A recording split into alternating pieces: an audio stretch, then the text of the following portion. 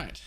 Well, I took a day off yesterday, so we haven't read anything because we stayed away from the internet. In fact, barely even touched the computer. But Forbidden Sanctum expansion, what are we doing now? Eldritch Altars, right. The last remaining vestige of real loot that drops in the game. What are you gonna take away?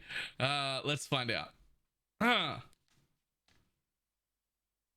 In the Forbidden Sanctum, make a number of changes to Eldritch Altars, specifically their rewards. Monster packs they spawn in incentives for rushing bosses before completing the rest of the map. In addition, we're adding a chance for Maven Witness bosses to drop Awaken gems, inclusive of the Awakening gems that are typically exclusive to Mesa herself. Huh. The overarching aim of this is to try and reach a point with a choice between running Maven Witness maps and Eldritch Influence maps is closer in value, while still retaining the gameplay feeling you'd expect from Eldritch Altars. I mean, I like this. Making Maven Witness slightly better. Slightly better. I'll bet it's like 1 in 100 maps, but still. It's probably even less than that. It's probably like 1 in 200 maps, but still. Alright. Altars no longer offer the same some reward types like gems, influence items, unique items, or maps. Unique items? Aw. No more duplicated headhunters ever? Oh. Basic currency reward has been split into specific currency rewards. For example, they now have map boss drops 3 additional Val orbs instead of 3 basic currencies. Okay, so we can just skip it whenever it says that.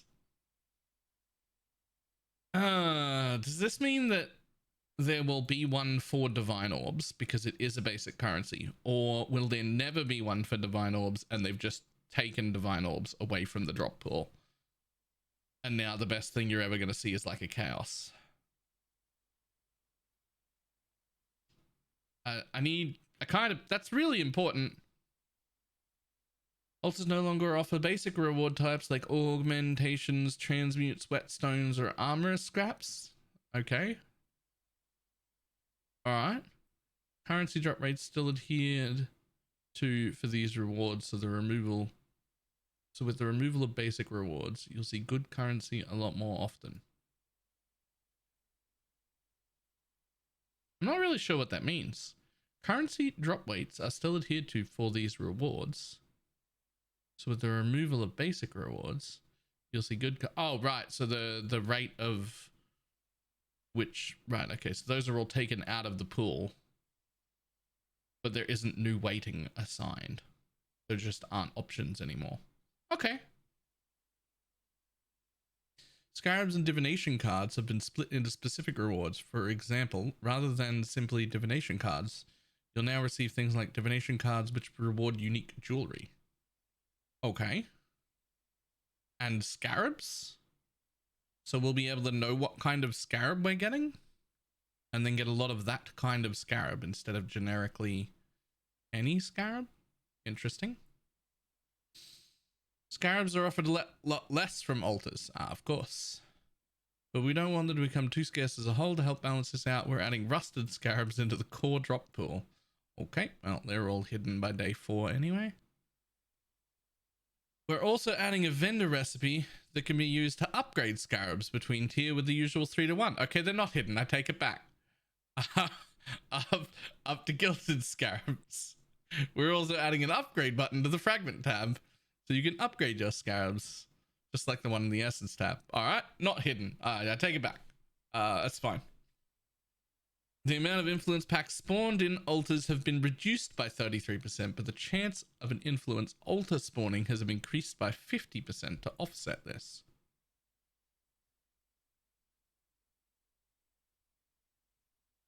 So roughly the same amount of altars per map, but less mobs.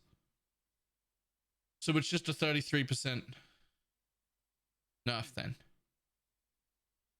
On top of the other nerfs we've just read, that's just a 33% nerf. Same amount of altars total, which makes it look like you're countering it, but you're just keeping the altars the same and reducing the amount of mobs by 33%. which means 33% less drops.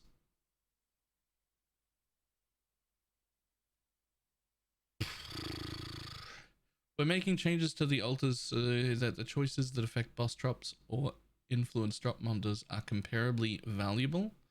We've redesigned the Wrath of the Cosmos. Just got a lot. Thank you for the 41-month resub. Change the Wrath of the Cosmos and Eldritch Gaze. Oh my god, it's so noisy.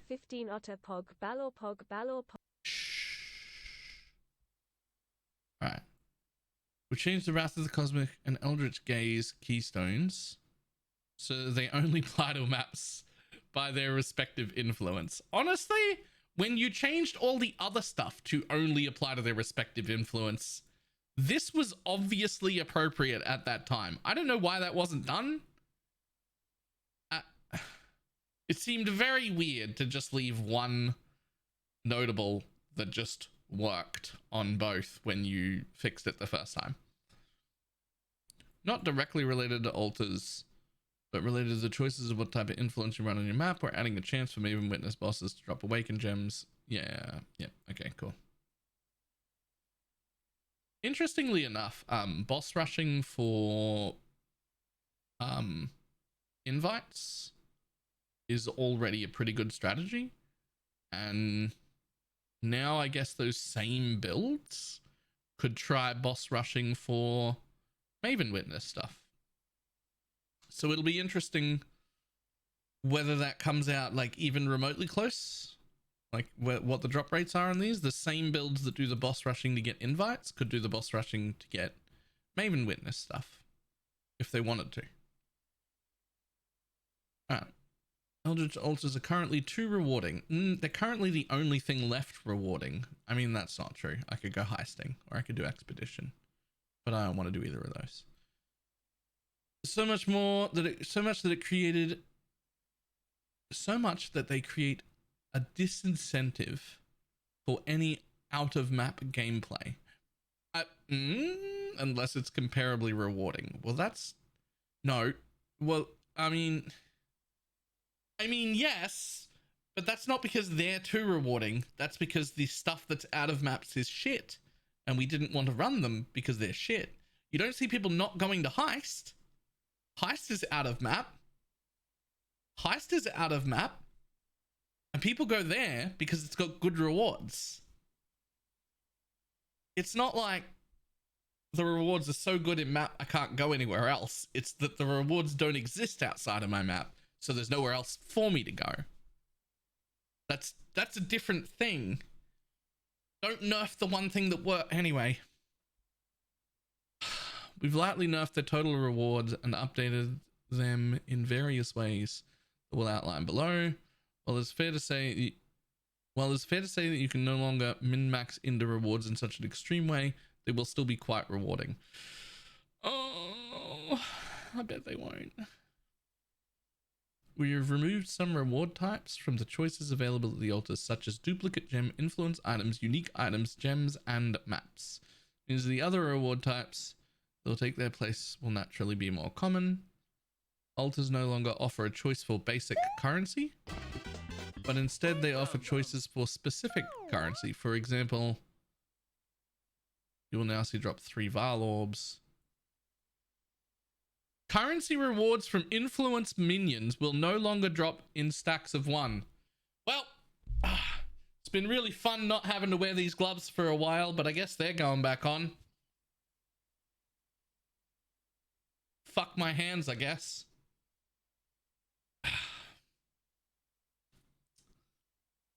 Anyway.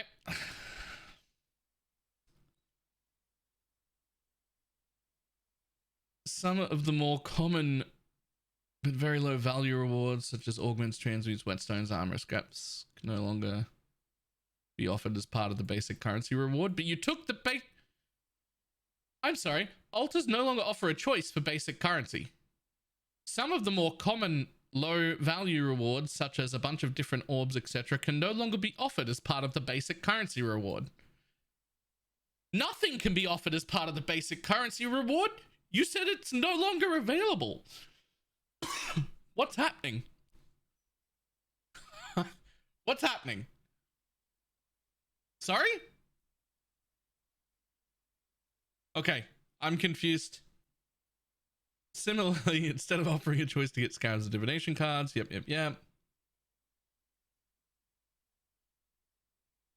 These specific currencies, scarabs and divination cards, will be split so they're exclusive to one altar type. This means that if you're targeting a specific reward type, you'll be able to figure out which influence type to invest in and farm those rewards. This is how you get your golem jewels and stuff like that. Which one of them has the apothecary, or the doctor, or the fiend, or that's the important part, is whichever one has more of the big value cards in it. What's the bet that the same one has doctor cards and apothecary? Just the same one. There's going to be one card for a headhunter and the apothecary, and they're going to be on the same one, and then that's the one we farm. Whichever one it is, that's the one.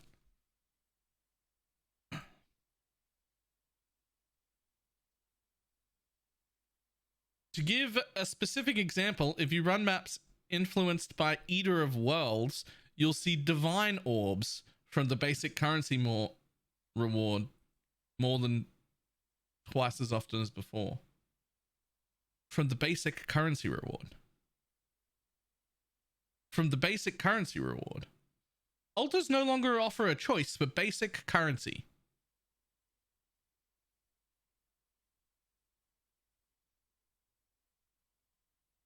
So is it going to say divine orb?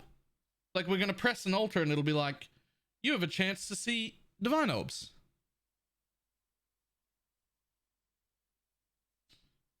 Huh. Well, I guess I'm farming Eater of Worlds. Alright.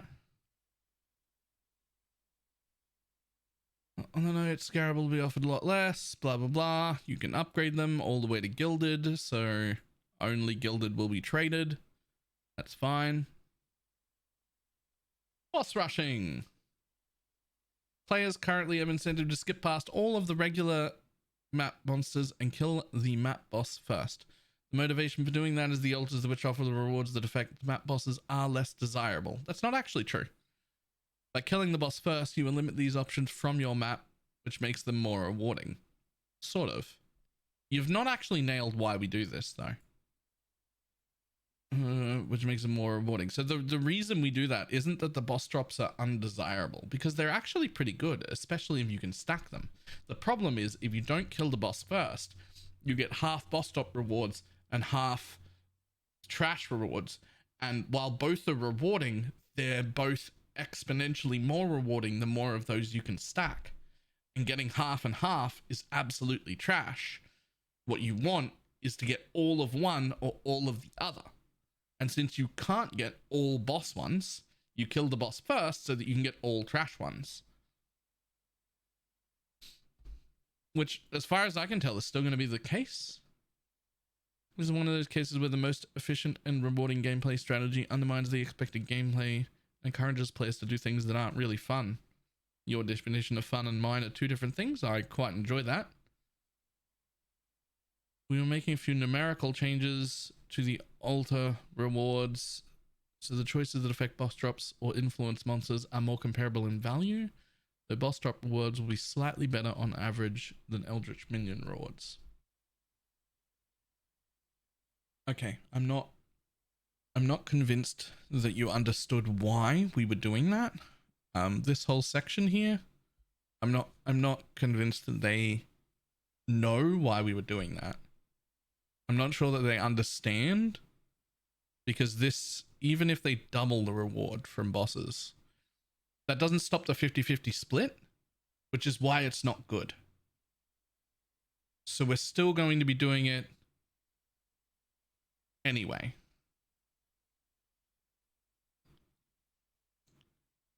But okay.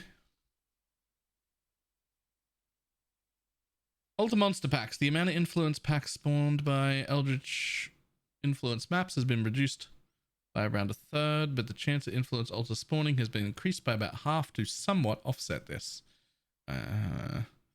Making this change to add some variance to altar gameplay. Previously, Elder influence maps would always spawn exactly 60 packs within a map. they will now spawn somewhere between 20 and 60 packs per map. That is a massive nerf. To large enough variance that the difference should be noticeable, it should also encourage more decision making around alters. For example, if you intuit that there may be 20 packs, you might be more inclined to pick the map boss modifiers, as there won't be many influence monsters to get the rewards from. Just intuit it. If you can just intuit as you kill a pack of monsters, you can just understand that during the rest of the map you're only going to get 20 just via fucking magic. Just intuit it. I'm gonna fucking intuit everything.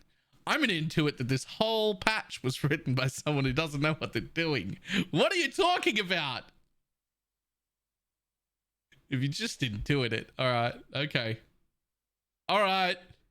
Just gonna intuit it. Oh, just do it my head in.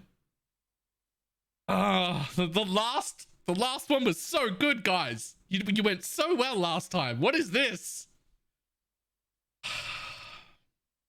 Wrath of the Cosmos. The Wrath of the Cosmos keystone encourages players to risk a level of danger that was outside their capability. Hey, it was not, because of how valuable its rewards were. In some cases, it made more sense to die a few times per map than forgo the level of reward the keystone offered. This is not ideal, to say the least. Does it make better characters? What do you mean? We have redesigned this keystone. It now only affects alters in maps influenced by Searing Exarch. Makes sense. Each altar now has a 50% chance of an additional upside. Altars with an additional upside will have their downside increased by 100%. The overall risk versus reward nature of the keystone is still in place. It's just a lot less intense now. Is it not giving you the 25% more damage taken anymore? Okay. Eldritch Gaze Keystone now only affects alters influence of the Eater of World map. The main reason for this is that we want you to invest into Atlas passives into the influence type that you are currently farming. It feels wrong to have to get the passives from the opposite influence cluster in order to maximize the rewards from the influence type you're currently farming. The small passives that are near these keystones already specific influence types are a nice tidy to keep things consistent this way. It doesn't make sense that you didn't do this the first time that you made them specific, like 2 or 3 leagues ago. It doesn't make any sense that you didn't do that at the same time. Just to explicitly call a spade, this is a nerf, you don't say, to how much you can scale the rewards from these keystones. If you're one of the subset of players who were taking both keystones in the past. Yep, that was me. Okay, conclusion. Altars reward are a bit more sensible now. Okay. We clear our rewards, and by toning down the extreme level of giftiness? I'm sorry, and by toning down the extreme levels of giftiness, we've worked towards making it so players don't feel compelled to rush straight to a map boss in order to maximize their rewards. We've also updated the Wrath of the Cosmos Keystone to be a little bit less brutal and a bit less rewarding. Okay. The intent wasn't to gut the system, just slightly reduce their overall potency. Should still be a valuable source of rewards. Listen, do you know that you just spent an entire 3 months with the entire collective community complaining about not having any loot? And I'm just saying, even if this change is appropriate and right, maybe it would have been right. Maybe it would have been the right choice to put it off for a league and just do these changes next league. Maybe taking away loot in the patch notes while we're still in the league where your entire community is complaining about no loot doesn't look great. Even if it's right, that doesn't look great, man. That's not the right choice. That's just not the right choice. That's not. Optics matter. Perception is reality. Don't do it. Oh, in case you missed them, we recently posted several manifestos. Be sure you check them out. We'll post a cursed manifesto next. We're also able to indicate that we post a 5th manifesto that covers some miscellaneous changes after writing the first of 4 manifestos and rewriting what else could be remain covered. We feel that there isn't much to put in this manifesto. Most of the remaining changes are better done on patch notes. We made the decision to drop that manifesto. Okay. So no loot manifesto. All right. Oh, there's only 5 questions. Can we get an Ultimod map UI? Yes, we've added that in 3.2. Oh, just in time for me to stop farming altars. There's finally a mod UI. All right.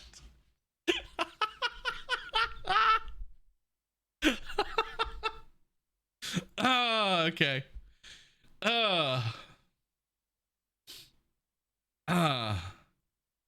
Can you make altars more reliable, more readable in the heat of combat?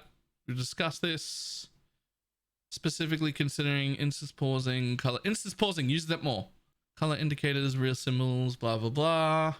Each option has their own drawback. We won't make any changes on this front now. Okay. How common are awakened gems? When you kill the Maven herself, the chance of getting awakened gems is quite common. The drop rate from Maven witness maps is a lot lower because these fights occur more often. The goal is that they're common enough to feel worthwhile running Maven witness map, but not having an awakening gem feel too common to significantly lower their value. That is a really large sentence that says absolutely fucking nothing. There's a paragraph that says whoever wrote this bit could work in politics. This question isn't answered. There's nothing in here. That's a paragraph of blank space. Okay. How common are rusted scarabs in the core drop pool? The exact weighting hasn't been finalized yet. We're looking at them being less common than rogue markers. Note this on top other sources. As we mentioned, these drop less frequently. To put that into context, in your average Alkan Go map, you'll probably see only 2 piles of rogue markers if you don't get like if you're not spec'd into it and you don't get a thing to click or anything. You're probably looking at only 2 stacks on average with a finished atlas and an Alkan Go map, and in a juiced map probably 6 to 8 at most. So this is less than that. So maybe 1 a map in your Alkan Go stuff.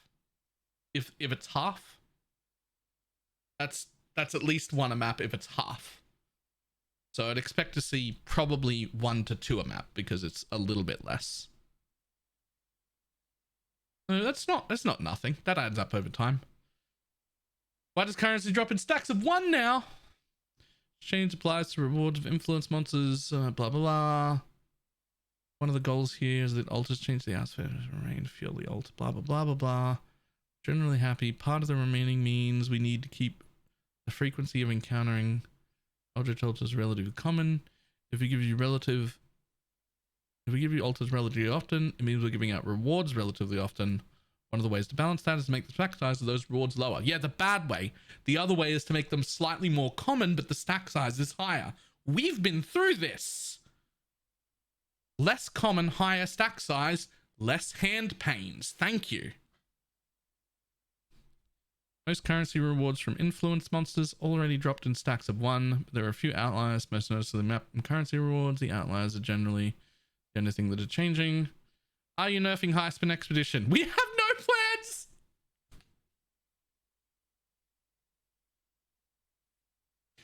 High Spin Expedition were already the 2 most rewarding things you could do. Are you fucking kidding me?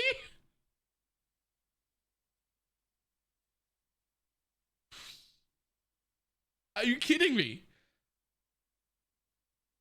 Heist and Expedition were already more rewarding than everything you just nerfed.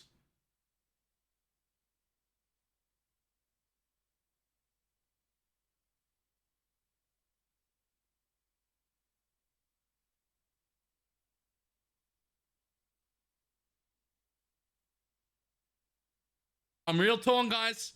I was real excited about the last manifesto, and I'm real disappointed about this one. I'm real torn.